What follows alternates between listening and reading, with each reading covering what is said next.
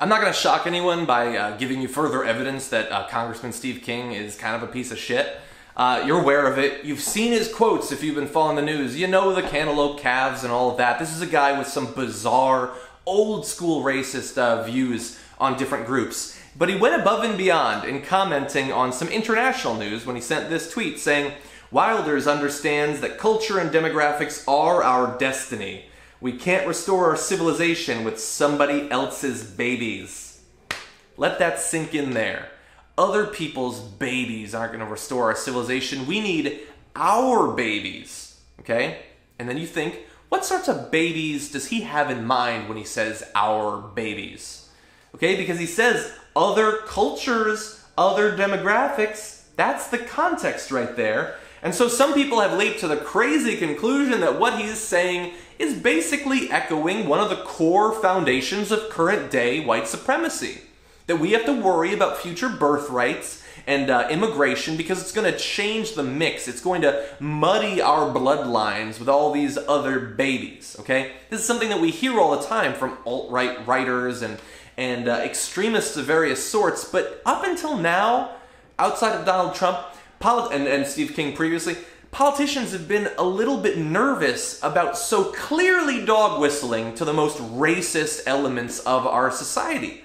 But we might have moved past that now, okay? We might be in a new phase. Something this racist, this vile, could mean that Steve King is now the front runner for 8 years from now, the Republican presidential nomination. He could be our next president if only he can whip those alt-right fellas into support for him. Now, lest you think that I'm being unfair to him, okay, he was on Cuomo's show the following day, that's today, and he said he meant exactly what he said, okay? And he knows who he's trying to appeal there. He knows what message he's trying to send. He's doing a piss poor job of trying to muddy the media waters of it, but he knows what message he's trying to communicate there.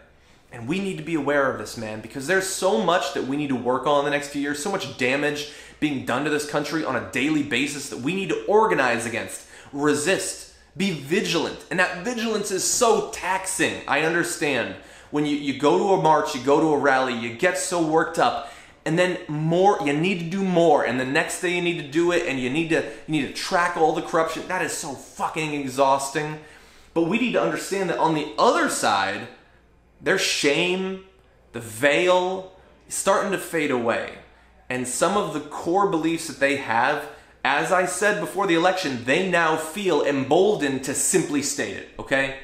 You can believe these crazy things. You can say these crazy things. You can have that be your identity. If Donald Trump can become president, if Donald Trump gets to believe and say the crazy things he does, why shouldn't some jackass get to say something like that? And be proud of it on social media. Not worry about social censure or society as we know it striking back against them. Okay, that's the world that we now have because of the government that we elected and a lot of other things too. And so amidst all of the political change, the partisan shit we got to get up to, we also need to worry about a country that feels more and more comfortable having those views and expressing those views, voting for politicians that have those views, running political campaigns based on those views. That is something that we need to be worried about. This is not just a tiny fringe, man. This is the new core of the Republican Party, and it is feeling frisky and it is ready to tangle.